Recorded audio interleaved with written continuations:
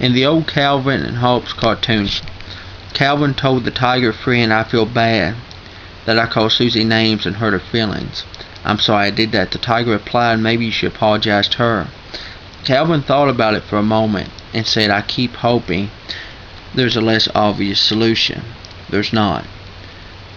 The best thing to do is to be honest with the Lord in your faults and your fears.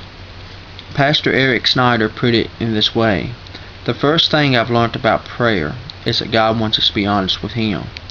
I used to feel guilty about going to God with all my problems. I pictured Him as a father who grew tired of my complaints, who wished I could be quiet for just 2 or 3 minutes. But then I read the book of Psalms in the Old Testament, and I realized that God wants us to be honest with Him.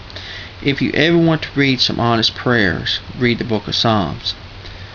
Don't you ever feel like you can't be honest with God. If you sin, confess it. If you ticked off at the world, God knows it in prayer. Let God know it in prayer. If you're depressed, He wants to hear about it.